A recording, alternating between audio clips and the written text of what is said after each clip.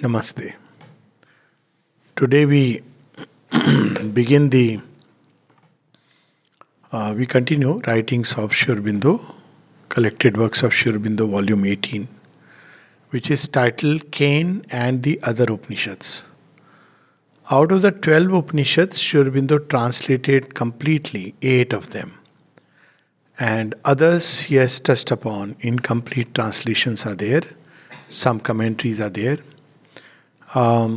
But the importance that he gave to Isha and Kena are enormous. One is that Isha, there is a whole volume because several commentaries he had made.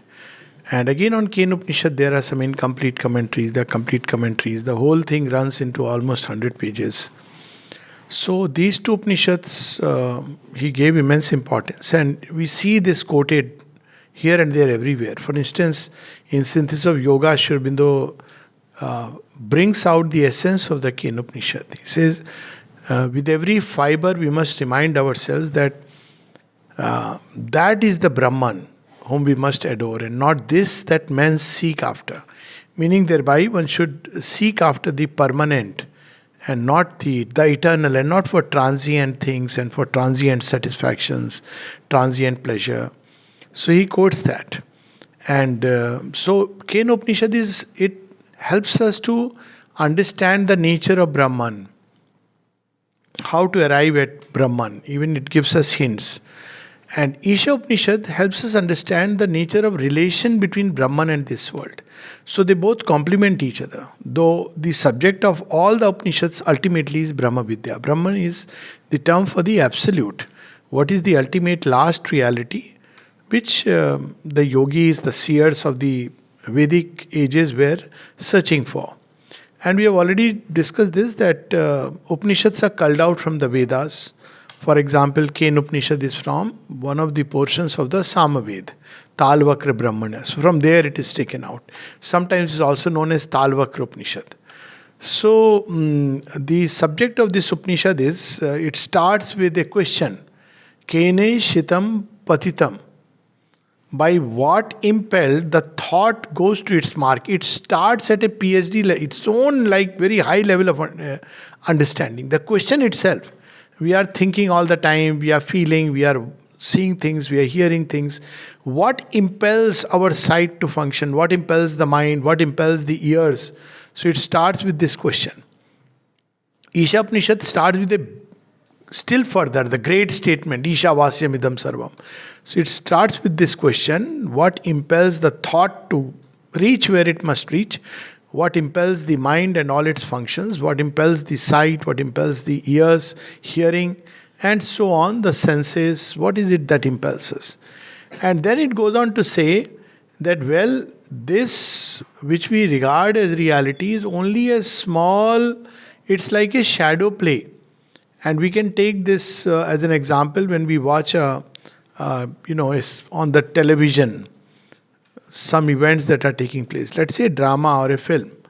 So when you watch a film, normally we think this is the reality, this is what is happening. But it is not, it is only the projection outwardly of something else which has happened elsewhere.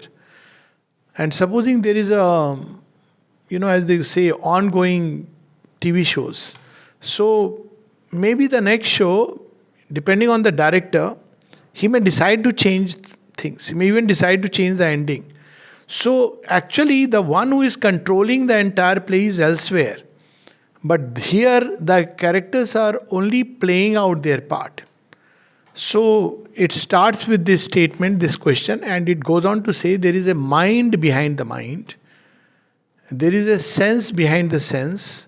There is a sight behind the sight. There is a hearing behind the hearing. And it is this which impels the mind and the senses to function. Meaning thereby there is a greater reality, a greater consciousness, which impels them to act the way they do. It doesn't immediately define that reality. But because that reality is greater than the mind cannot know it. This is the second part. So there are 5 parts of this Upanishad. So the second part is because this mind of mind, if you have to write it in English, mind with a capital M, of mind with a small m. It is the we can use the word cosmic mind, which determines the movements of each of the individual minds. So our little mind, our mind in its present state cannot understand it. And there's some very beautiful musical, poetic verses. Yan mansana manute. Maybe, should read a little bit. I feel a bit tempted. Some of the favorite quotes, chakshusha chakshu. So it says, Yan mansana manute yena hurmanomatang tadeva brahmantam vidhi nedam yadidamupasate. That which thinks not by the mind, that by which the mind is thought, know that to be the Brahman and not this which men follow after here. So people are seeking for transient satisfactions. But this is not the reality. Reality, normally we say this is reality. That is a imagination. Now look, this is the top-down view. That is reality. This is the imagination of that reality. It's a dream, fact, vision of truth. So it changes the entire understanding. Yak chakshusha na pashyati yena chakshushi pashyati tadeva brahman tvam vidhi nedam yadidam upasati. Look at the poetry. That which sees not with the eye, that by which one sees the eye seeings, know that to be the Brahman and not this which men follow after here. Yak shotrena na shranoti yena shrotrmidam srutam tadeva brahmantam vidhi nedam yadidam upasate. That which hears not with the ear, all these have a alternative reading, that which one hears not with the ear. There is alternate reading. Shobinda gives. That which hears not with the ear, that by which the ear's hearing is heard, know that to be the Brahman and not this which men follow after here. Yat pranena praniti yena prana praniyate tadeva brahmantam vidhi nedam yadidam upasate. That which breathes not with the breath, that by which the life breath is led forward in its paths, know that to be the Brahman and not this which men follow after here.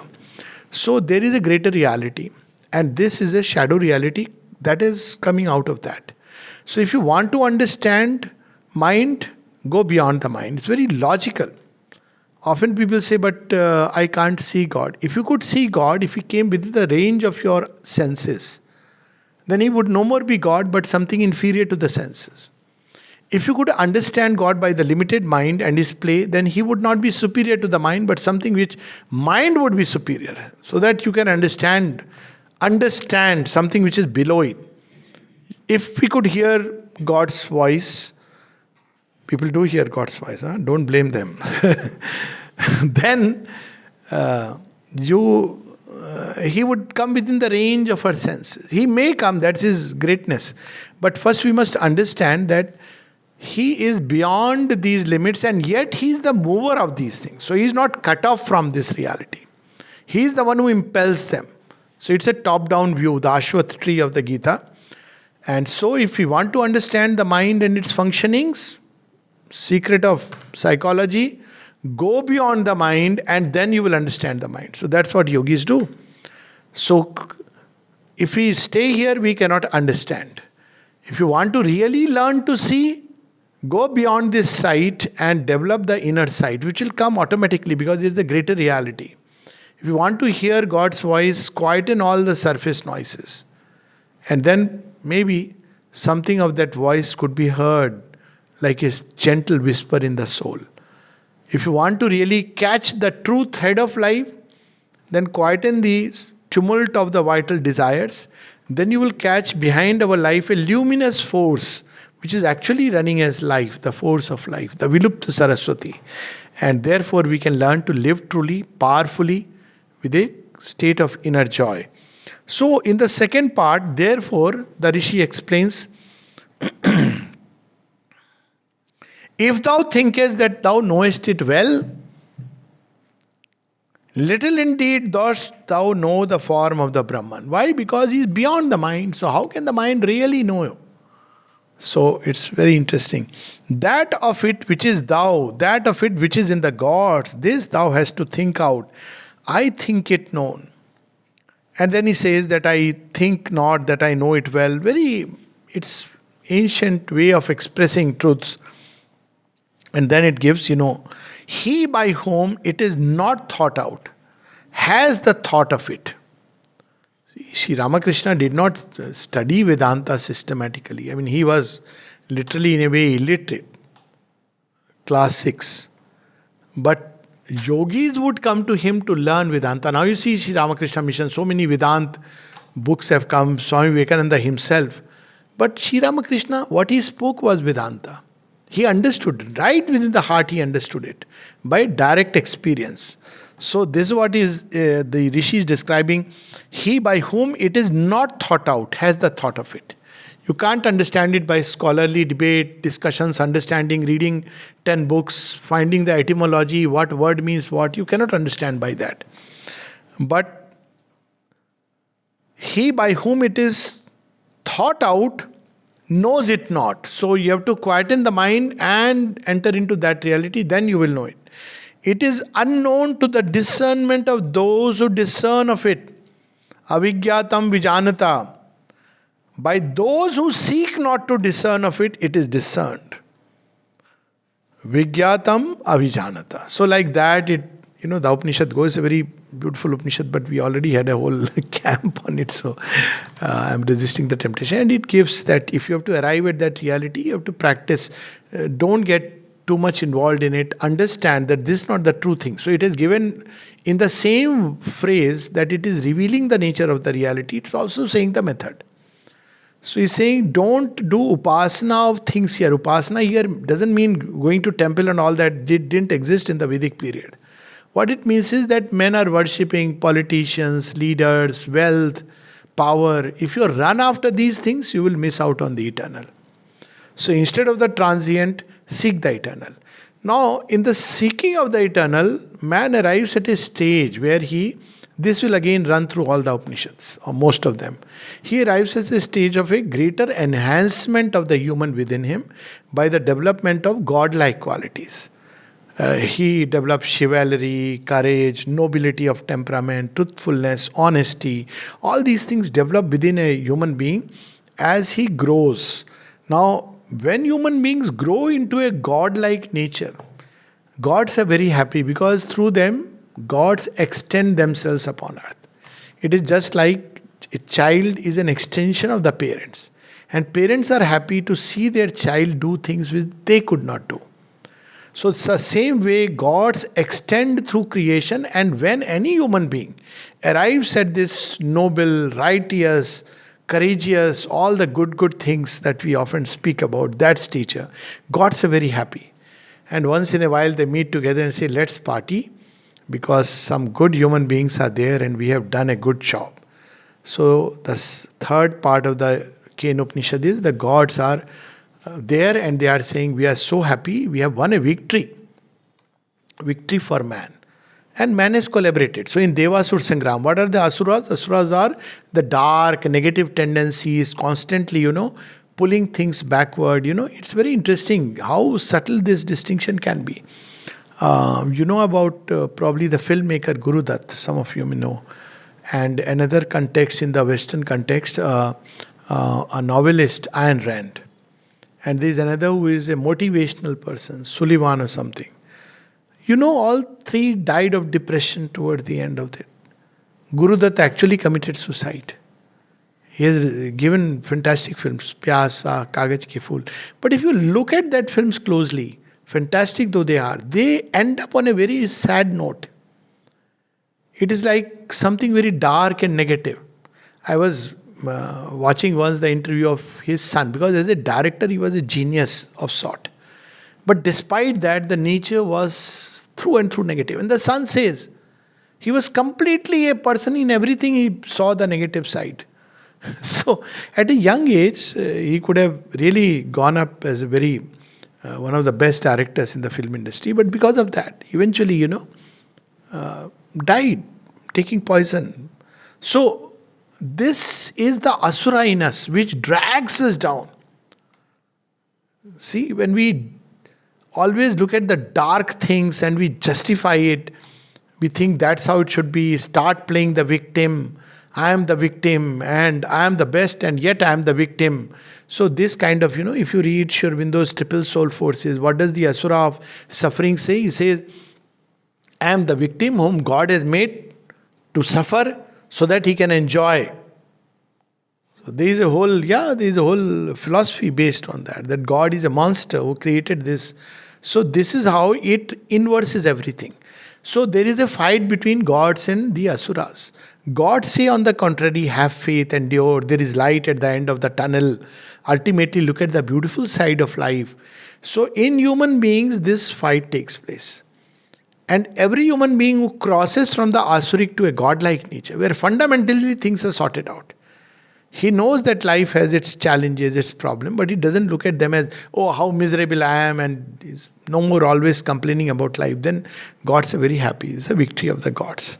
So they are enjoying the victory, and then suddenly on the threshold of that their party, wherever they are having, an unknown Yaksha appears. And Indra comes to know that there is somebody who has come uninvited. He doesn't carry an identity card. So he sends Agni, you go and find out. So Agni is known as Jata Vedas. So Agni has created all the forms. What is this Agni? It is the energy in matter. It is also an energy in the mind, Vidyut Agni. Jad Agni, Vidyut Agni. It's also the original energy, Saur Agni. 3 levels. But in matter, everything is built by material energy. If you go back, that's the... So Agni says, I know all births because ultimately I am the one who has built all the forms. So he goes and asks, who are you? So that Yaksha tells him, who are you? What is your force? He says, I can consume everything because everything is born out of me. And the Yaksha picks up Yakshas are beings of the mid-worlds. They're neither good nor bad. You can't put them here or there. So he picks a blade of grass and says, okay, you are saying you can burn everything, burn this. And Agni rushes with all the force but cannot. So he goes back and tells, I don't know who is this. He doesn't seem to be a being of the material universe. So Vayu goes, Vayu is the vital universe. He said, maybe he's a being of the vital world. So Vayu goes and asks him. Same follows. Vayu says, I can fly everything, expand everything. And he says, okay, show me your power by this blade of grass. And again he cannot. So he comes back. He says, no, he is not a being of the vital world, because had he been that, I would have definitely even blown him off. So then Indra says, I'll go. Indra is the lord of the mind. So you see the 3 worlds. So Indra goes to find him and he vanishes. Indra can't even see him. So he goes chasing him in the subtle mental worlds, higher and higher and higher. And at the end he reaches and meets the Divine Mother, Uma Hemvati, at the apex of the worlds. And then starts the 4th part. He says, who is he whom I cannot see? He says, yes, you are Indra, the Lord of the mind, but he is the mind of the mind, the Lord of everything. He is the Lord. You cannot see him by the mind. So Indra comes back. He says, he's the eternal who had come. Why? To remind you that this is not your victory. This is the victory of the eternal. Now, why does the eternal have to say that? He says, if you think it is your victory, you will stop the plan further. But there is something more which is yet to come. So you can't say this is the end point. We have achieved the victory. Beyond a good, righteous human being, there is something still greater. Still greater. So this is the story. And then, of course, it is said, still through the mind you can attain the eternal by quietening the mind, by tapasya. Tapasya means concentrated energy. And at the end, what do you find? What is the nature of this Brahman? So, Uma Hemvati, the Divine Mother, says, he is delight. He is sweetness. So what happens to those who find him? They are so much filled with this sweetness that wherever they go, human beings are drawn toward them because they carry that sweetness inside their heart. So this brings in the collective aspect. How do they work upon the world? Just by being sweet in the truest sense, the highest sense of the word. That's why Krishna is described as Madhuram, Madhuram.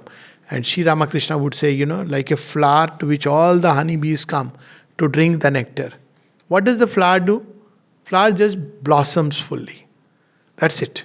and in its core is the nectar. So this is how the Kena Upanishad starts from this shadow world, takes us to next level of world, which is the world of the gods. But even the world of the gods is not the highest. We have to go still further and discover the eternal. So there are three levels of our existence. One is this world of ignorance. Second is the world of the gods. From here we ascend there, and thereby we become a god-like humanity. But we can go still further and must go still further, and there we discover the absolute reality. And then whatever that reality wants us to become, that we become. Its instruments, channels, and thereby we become participant in the whole process. So this is the Kena Upanishad. And as I said, Sri Aurobindo devotes a lot of pages in trying to explain it to us. Then the next is Katha Upanishad. So Katha, it's actually... So what is the story? The story is that there is a king called Vajrashrava, and he is performing a sacrifice. Now sacrifice always has these two meanings. In the Katha Upanishad itself it is revealed to us. One is the outer sacrifice. You build a flame altar and you offer ghee, you offer this, you offer that. And well, it has... It is not the real thing. Okay, the sacrifice is inside. But it kept this awakened, or like a memory in the race, because after all, everybody is not ready for the inner sacrifice. So it kept that intact. So as a ritual, as a custom, like finding gods in the temple. God is inside here in the cave-one. Like Amarnath Gufa. Amarnath is here. Khir Bhavani. All these are here. Mansarovar. But we cannot understand these because it's in the subjective dimension. So in Indian thought, you had all these outer symbolic representations of the reality. And they could be made Jagrat. That's a different story altogether. So Vajrashrava is doing the sacrifice. So what is he doing? He's a smart fellow, or thinks he's smart. So all the things which have, cows which have their udders cannot give milk, they become weak, old, feeble. He is giving them to the gods. So his son Nachiketa, very modern, questions his dad. Who says Upanishad is ancient? Nachiketa questions him, Dad, you are not doing something right. Dad gets angry like any dad. How dare you say it like this? First he remains quiet, sheathing anger. Nachiketa again says, Dad, why are you giving these? Why are you being a show and a sham and being a hypocrite? Why? Because you are giving those cows which are without milk inside, and they have become feeble. So why are you giving them to the gods? This is not the proper way to sacrifice. So father is again angry, but he's not supposed to say much. So he sits quietly, controlling his anger. Third time the son says, okay, whom are you giving to me? Oh, father gets very angry. He says, I give you to death. So the son accepts and goes to the domain of death. Now it is very interesting. What does he ask death? He asks death the best question that one can ever ask. Now there are plenty of sides to it. We have a whole, again, detailed talks on Katha Upanishad and Aromas, so I'm not going into it. But basically, he asked death, tell me the secret of immortality. Is there really something that survives you? Literally.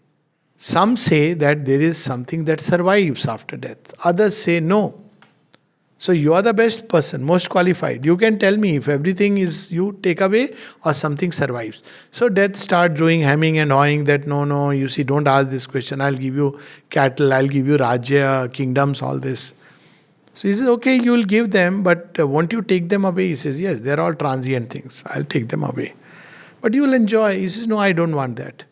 I want the knowledge of the immortal thing. Again, death says, why are you asking? Even gods don't know it. Gods don't know it. Because that immortal element, the psychic being, gods don't have. So gods don't understand what it is. So he says, well, gods don't know it, but that's why I'm asking you, because you are the only person who is qualified to talk about it. Because you are the one who takes away life. So you will know something survives or not. So when he sees this, the god of death says, Nachiketa, you have chosen wisely. Men have two choices before them, Shreyas and Preyas. Shreyascha Preyascha. Shreyas is the path of glory, the good. Preyas is the pleasant, immediately. What satisfies your senses? Your immediate comfort you see. Happiness, transient, momentary happiness. But you have chosen for Shreyas, so you are the right adhikari to receive this knowledge. See, so here everywhere in the ancient Vedic lore we will see adhikar bhed. Everybody was not given. It was not based on how many dollars you can give. You may be able to give a whole kingdom, but you may not be the adhikari to receive the gyan, and the yogis did not give it. Just because you can give a kingdom. And sometime they exacted a very detailed giving, Harishchandra's story. So because initiation was regarded as something sacred and it is a difficult journey, not everybody is ready. Mother speaks about it, about the schools of initiation. So much of the Vedic lore was written in a format that the uninitiate would look at it only as external stories. But the initiate would understand its real sense. So, Yama is happy. He says, you have chosen wisely. So, I'll give you a necklace in addition to answering your question. So, Sri Aurobindo says that necklace is all the powers of nature. So, see, again we see the integration of the greater reality and this. If you seek, run after this, you will get it and lose it. In the sense, when you get it, you will lose it. You think you have got it? Wait. Buy one happiness, take two sorrows free.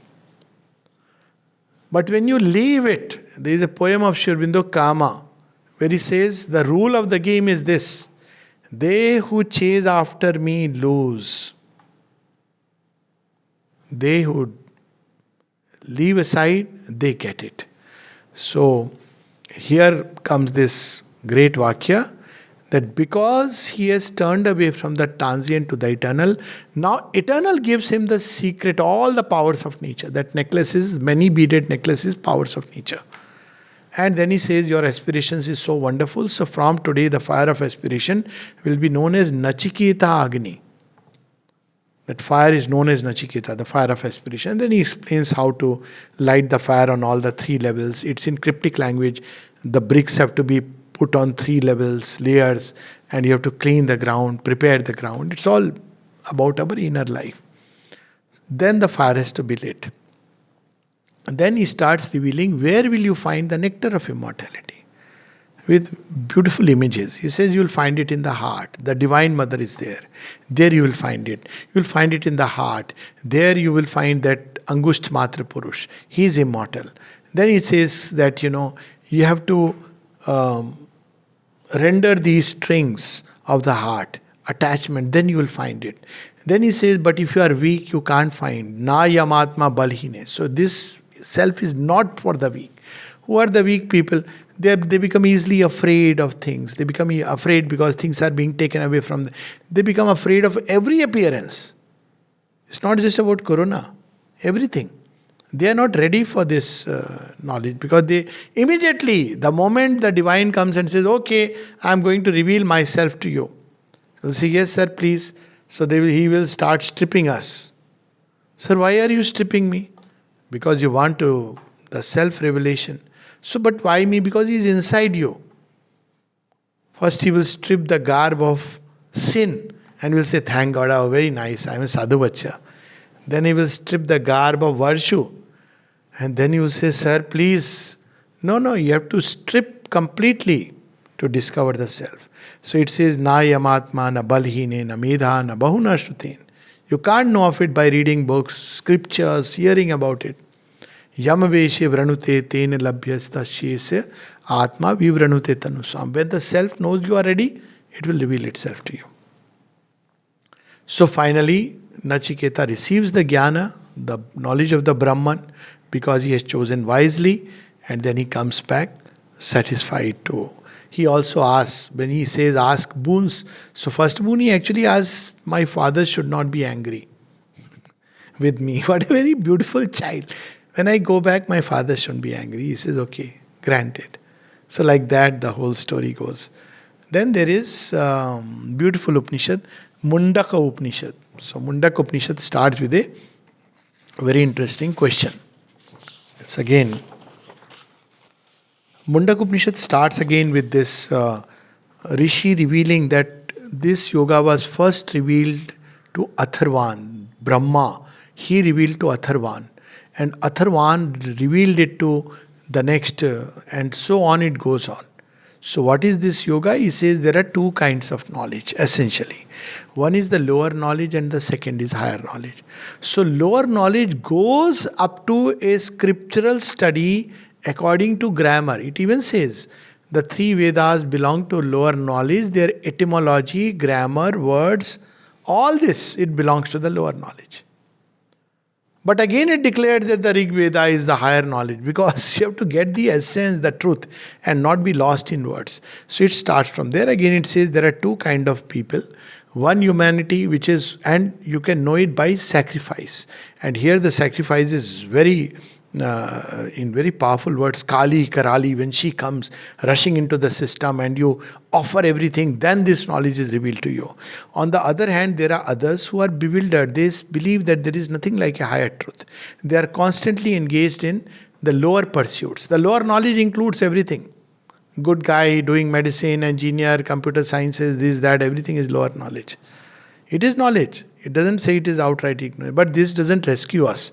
So it says, he who in these, when they are blazing bright, performs the rites in their due season, him his fires of sacrifice take, and they lead him. These rays of the sun, there where the overlord of the gods is the inhabitant on high. So again, it distinguishes three levels to which human beings can rise. One is where sacrifice is performed for lower purposes. People go and go to God and they do a lot of bhakti outwardly. At the end, what are they? They're eyeing on some temporary, transient worldly goods. Of course, mother being over compassionate and over gracious is okay, my child, you can ask everything from me. Only two gods have done this. One was Krishna, second is Sri Aurobindo and the mother. Krishna says there are four categories of bhakta. Arth, Artharthi, I listen to them also, but he says this is the lower kind of bhakti.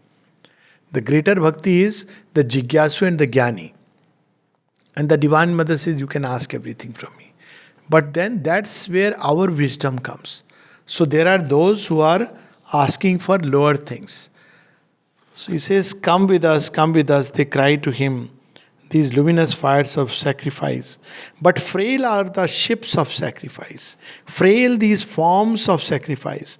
All the 18 of them in which are declared the lower works, fools are they who hail them as the highest good, and they come yet again to this world of age and death. They who dwell shut within the ignorance, and they hold themselves for learned men, thinking, even we are the wise and the sages.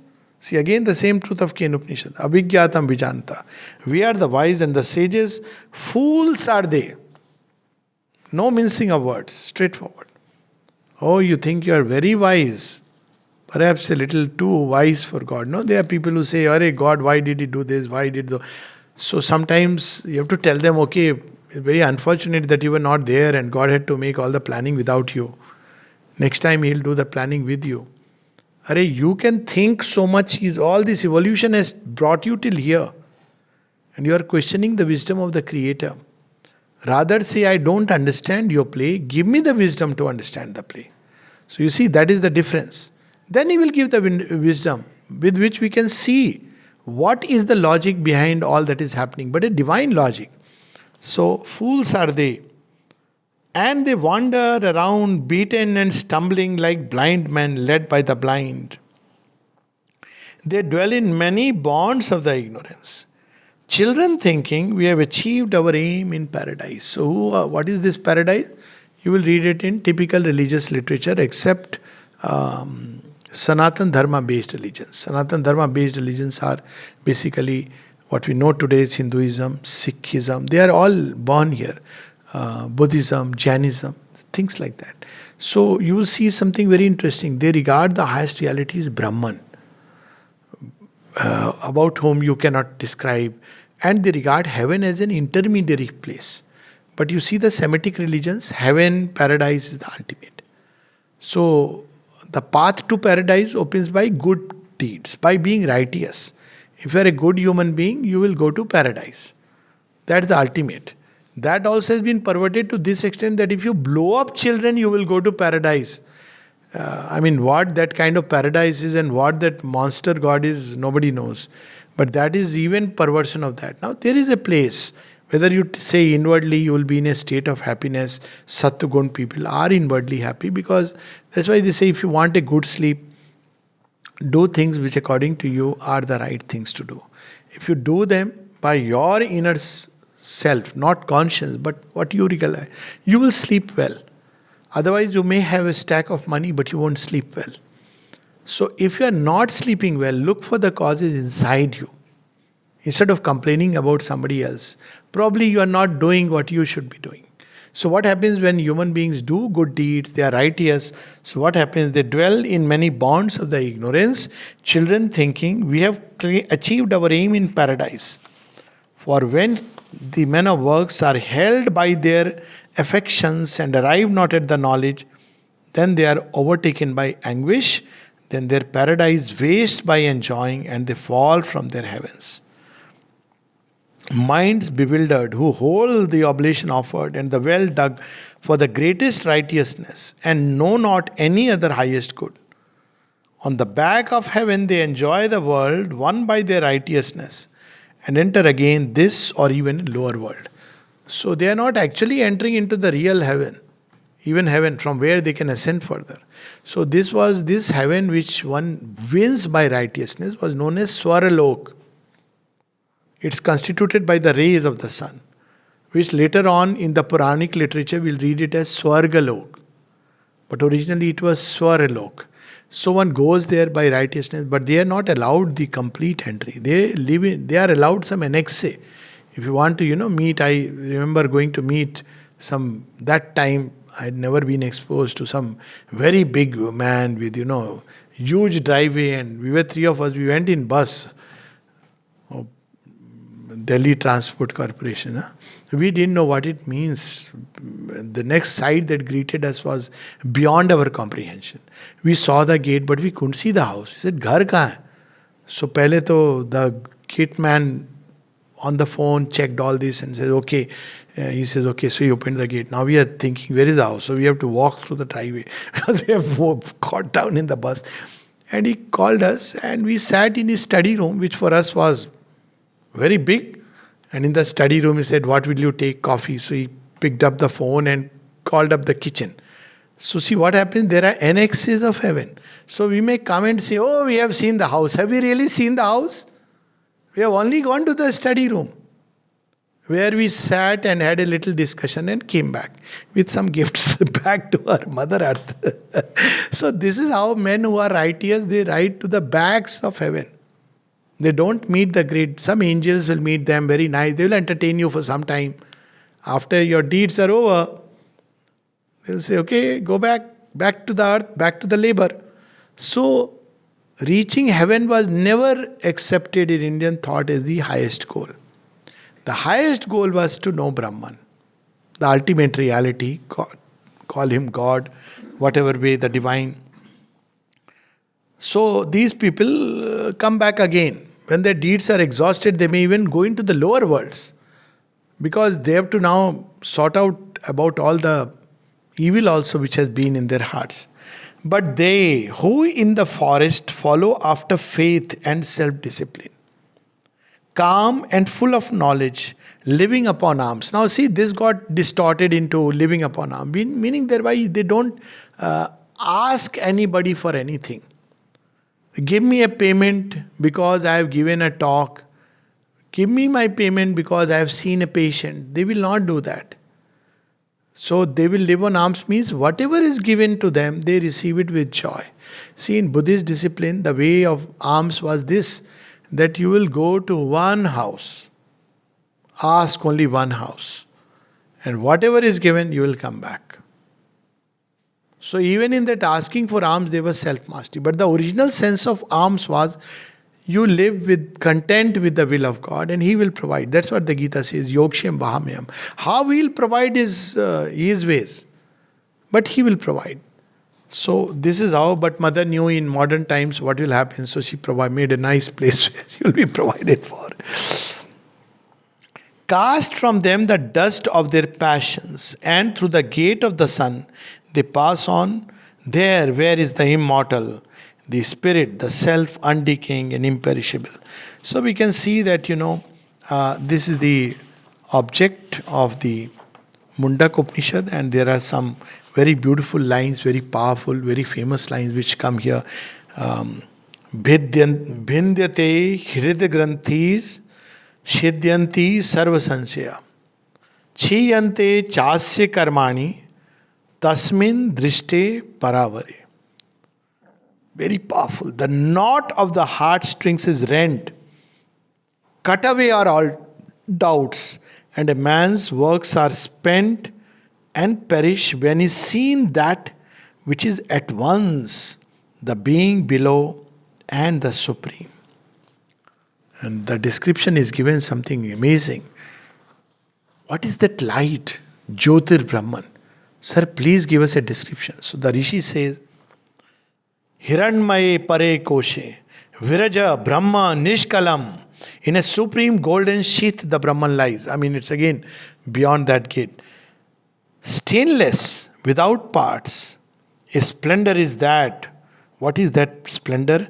There the sun shines not, and the moon has no splendor, and the stars are blind. Not stars as seen from here. All the stars in their original splendor, they become blind. There these lightnings flash not. How then shall burn this earthly fire? All that shines, all the lights in the universe, material universe, other universes, all that shines is but the shadow of his shining. All this universe is effulgent with his light. See that adoration of the Divine Mother. Even before that, where Sri Aurobindo says, in greater mind, the whole world lives in a single ray of her sun. And in adoration of the Divine Mother, the sun from which we kindle all our suns, the light that leans from the unrealized vast. So this is that. So it says, this is the state. You want to see Him? It is the ultimate reality from which all light emerges. And then, but again, a great integralizing truth. All this is Brahman, immortal. Not else. Brahman is in front of us, Brahman behind us, and to the south of us, and to the north of us, and below us, and above us. It stretches everywhere. All this is Brahman alone, all this magnificent universe. Why? Because it derived from that. If that is not there, this will not be there. So all this is the Brahman. So it is the same story of the fish. When the fish is asked, tell me something about the ocean. And a fish has entered the ocean, it sees a big fish. It says, oh, good. Tell me about the oceans. He says, the ocean is above me, the ocean is below me, the ocean is to the left, to the right, to the front, to behind. It is within me and outside me. But I cannot tell you about the ocean. Tane jati, tanne jati, tade jati, tanne jati, tad dure, taduvantike.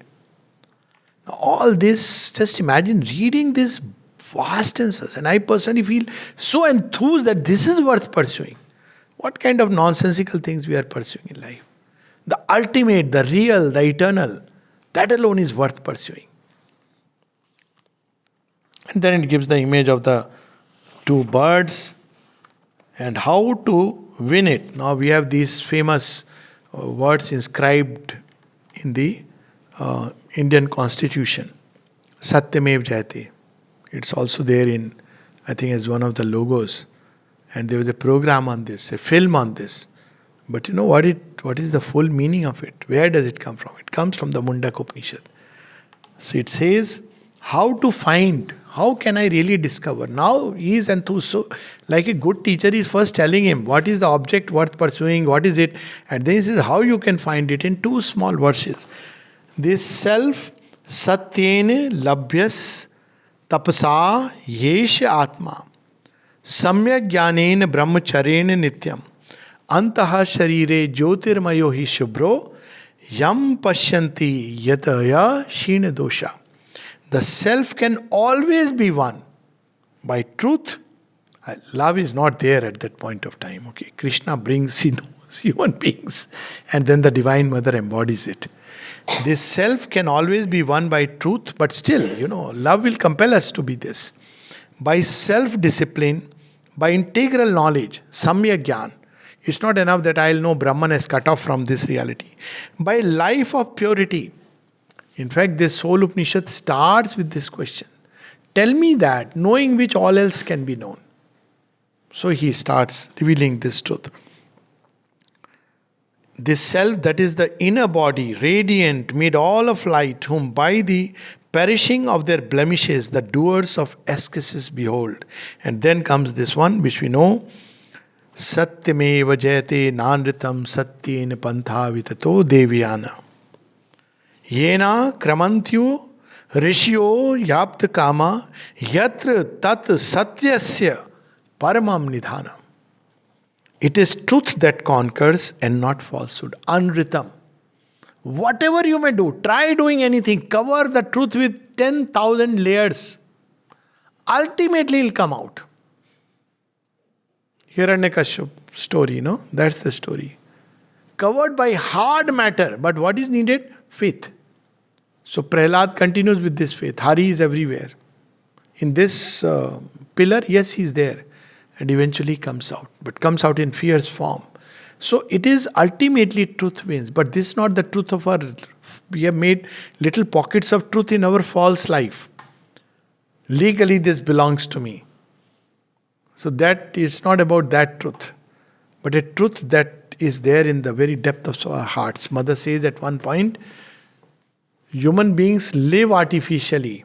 The only thing which is true is that which goes on in the depths of our heart. Even many times we don't know what goes on in the depths of our heart. Only that is true. And she says if that truth were to reveal itself to mankind, they will collapse, faint. They think this is true. They don't know what is truth. So this is the truth. It is truth that conquers and not falsehood. By truth was stretched out the path of the journey of the gods, by which the sages, winning their desire, ascend there where truth has its supreme abode. For this yoga, Mother gave this whole, it is the age of truth. So truth in thought, truth in speech, truth in feelings. It's not easy. Truth in actions. Truth in your will means the will should be united with the true will. It's extremely difficult, this practice of truth. That's why it's not like God is revealed to anyone and everyone. It required that kind of life. Vast is that, divine, its form unthinkable. Eye cannot see, speech cannot grasp him. So it goes on and he who cherishes desires and his mind dwells with his longings is by his desires born again wherever they lead him. But the man who has won all his desire and has found his soul, for him even here in this world vanish away all desires. And then another two very powerful ones. Na yamatma na pravachane na labhyo na medha na bahuna shrutin. This self is not won by exegesis, nor by brain power, nor by much learning of scriptures. You may learn all the scriptures. You may have Gita kanthasth. There are people. You may be doing Ramakatha all over. And yet, you may not know the self. So this is the wonderful, liberating thought and humbling thought. It can only be revealed when the self chooses. Attaining to him, seers glad with fullness of knowledge, perfected in self, doers of ascesis who have made sure of the aim of the whole knowledge of Vedanta, the inner being purified by the yoga of renunciation. So this was the path shown by those who have gone before us, and Sri Aurobindo reveals it, Mundak Upanishad. So these are the three he completes. Then readings in the Taittiriya Upanishad. This he has completed later on. Then readings in the Taittiriya Upanishad where he describes what is Om, what is Brahman, the absolute reality. And then there are these 4 Upanishads, but these translations were done much earlier, 1900 to 1902. So they are put under separate sections. For instance, the Prashna Upanishad starts with the question. So 6 rishis go and ask Rishi Pipalad, we have questions. So he says, okay, before I take your questions, you stay here for 1 year. Just imagine. Show that you are genuine. So people often ask, they want to come and join the ashram. No. It is even more difficult yoga. So 4 years, you stay. We will see whether you are ready for the ashram and the ashram is ready for you. Each new person means new difficulties. So after some time, if you stay on, that means at least something in you is genuine. So this is how it is. And so he tells them, you stay for 1 year. Let me see. After 1 year, if you are fit, I will reveal to you, give you the answers, provided I know the answer. So they are also sages who have come. So they ask, for instance, what creates this universe? Then they ask, who is the greatest of gods? Why you? Like that they ask. And the answers are very cryptic. But these are the questions our ancient forefathers asked, which are questions of questions. And some people reading some text coming from lands of Deyatma Buddhi had the temerity and the audacity to say, oh, India was a primitive civilization. We came and civilized it. So this when you read, you will feel so happy. And Mandukya Upanishad, it's all about Om. What really Om is. Mandukya Upanishad. Om with this fourfold Brahman, the power of Om, how it acts, operates in this world, how each syllable of Om represents a state of consciousness. And the Atriya Upanishad and the Taittiriya Upanishad, it's about how the divine reaches out to this world and all the gods taking plunge, and then the gods and the Asuras fight and they win the victory. But again, the victory of the gods is about developing a good humanity, and then still for the next project which Sri Aurobindo and the mother have taken. And of course, there are some number of commentaries in this Upanishad, incomplete commentaries, Shvetashvatar Upanishad, because the Shvetashvatar Rishi wrote it. And then, of course, Chandogya Upanishad, which comes toward the end of the Upanishadic age, though some people believe that, it came very early. Chandogya Upanishad also mentions Krishna. He's mentioned in the Chandogya Upanishad. Then Brihad Aranyak Upanishad is supposed to be one of the oldest. It's a Aranyak. Aranyak meaning thereby the forest. In the forest, the sages spoke about it. But it has been given its thought is so deep and profound that it is given the same status as an Upanishad. And it describes the huge horse of the Ashwamedh. So what is this huge horse? The whole universe is described. Its eyes are the sun, the fire is the mouth, its head is itself that effulgent light. So like that it describes the great horse.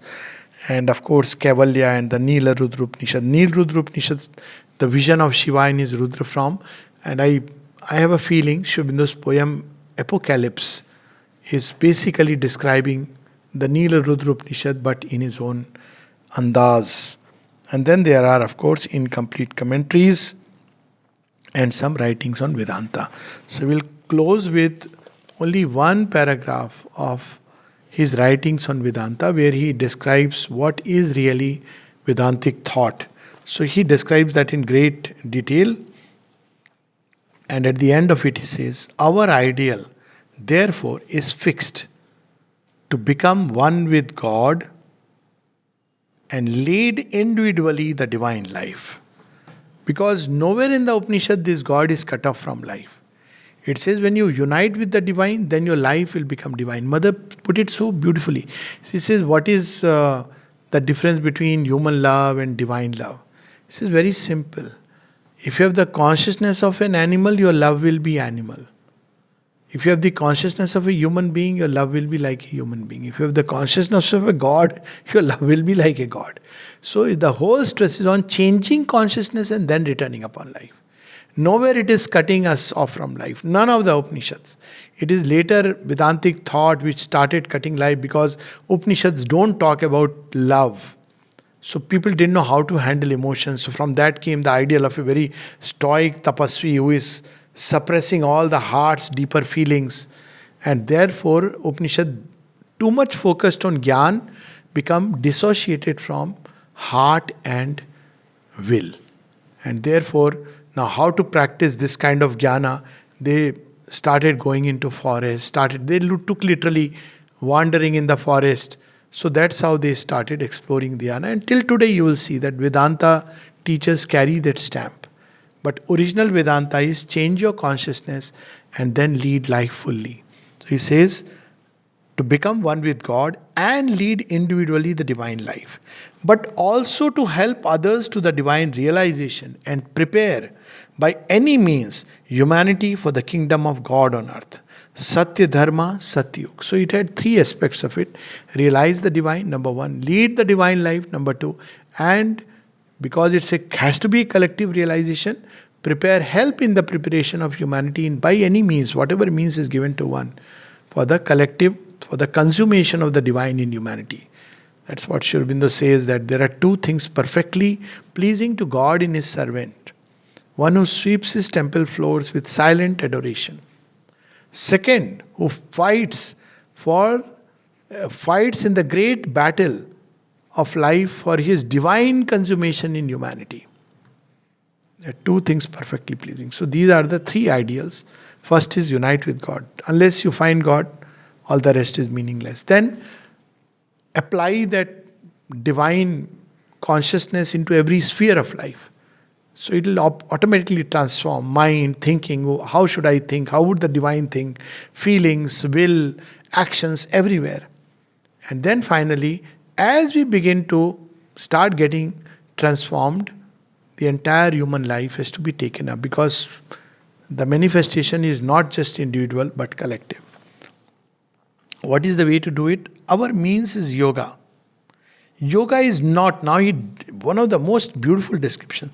Yoga is not, as the popular mind too often conceives, shutting oneself in a room or isolating oneself in a monastery or cave and going through certain fixed mental and bodily practices. This is not yoga. He's saying yoga is not. Okay? These are merely particular and specialized types of yogic practices. The mental and bodily practices of Raja Yoga and Hatha Yoga are exercises of great force and utility, but they are not indispensable. Even solitude is not indispensable, and absolute solitude limits our means and scope of self-fulfillment. Because, as the mother says, it's much more easy to make a show of being a yogi and being, shut in one chamber and people approach you from a distance. But much more difficult to be a yogi in life, where you have not even proclaimed that you are a yogi or practicing yoga, because then you meet all the challenges of life. If you are a, so-called qualified yogi with many followers, you have put yourself on a pedestal. But much more difficult to be a yogi in life. And by the way, Sri Aurobindo and the mother had done it. People may say, but Sri Aurobindo, went into a room. We should not forget, he had realized the highest experiences of yoga while being actively involved in the Congress and the revolutionary movement, then Congress, which was split, and being in the jail with the sword dangling over him. And if he withdrew, it was because now a work which was to be done, like a scientist, it needed tremendous concentration. But even then, he kept contact with the world through the inner means, and of course with all the sadhaks who were all exemplary representatives of impossibilities and difficulties. Look at it, he kept in contact. That's how he could, In his letters, you can see that he has kept contact with all the world movements. When Amal Kiran asked him about the North Korean, that war, he says the affair is as plain as a pike staff. He says, don't be fooled by all this, China is using it to expand itself into other territory. So what America is doing to snub them is doing the right thing. Because the average opinion was, why is it entering into somebody else's affairs? So he was watching over all the world movements in the room because he didn't need to actually go out. So this, we should be clear. So what then is the yoga? Yoga is the application by whatever means of Vedanta to life. What is Vedantic teaching? All this is the Brahman. Brahman dwells in all. All exist within the Brahman. So when you live with this thought, this idea, will you be ever afraid? Tato na vijugupsate. Will you ever be deluded by appearances? No, because you will see there is something like a God unfolding taking place through all these outer events. Hold on to that unfolding. Events, circumstances, they will ultimately drop off, change, and only that will survive Satyamev Jayate, which is the core of truth. But you have to allow that process. You cannot take a shortcut. So application by whatever means, here he gives us freedom of Vedanta to life so as to put oneself in some kind of touch with the high. Don't stoop to the low. One, universal. Even in enemy, I look at my enemy and see Krishna's face. What is it? Application of, you have to fight and yet you have to remember this. So no hatred under any provocation, no anger, all these things come naturally from there. It's very easy not to be angry when you are sitting in a cave. But try meeting in life, you see, all the things you will hear, then you will have to. That's the sign that a yogin has mastered. One, universal and transcendent existence in us and without us in our progress towards a final unity. All religious worship sincerely done, all emotional, intellectual and spiritual realization of that which is higher than ourselves, all steadily practiced increase of essential power, purity, love or knowledge, all sacrifice and self-transcending amounts to some form of yoga.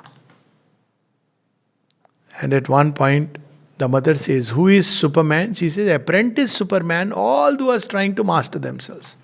Whatever means, sacrifice, love, knowledge, purity, trying that itself is yoga. But yoga can be done with knowledge or without knowledge. With a higher immediate object or with a lower immediate object. I want to be healthy. Lower object. I want this body to become your instrument and channel. Higher object. So it can be done with either. For a partial higher result, mukti, or for the fullest divine perfection and bliss. Ananda, bhukti, siddhi, perfection. So it can be done with any of these. Yoga without knowledge can never have the force of yoga with knowledge. Yoga with the lower object, the force of yoga with the higher object. Yoga for a partial result, the force of yoga for the full and perfect result. Depending upon whether you are doing it knowingly or unknowingly, depending upon whether you are doing it for partial results or higher results, the force of yoga will correspondingly act within you. How beautiful it is. But even in its lowest, most ignorant or narrowest forms, it is still a step towards God. Namaste.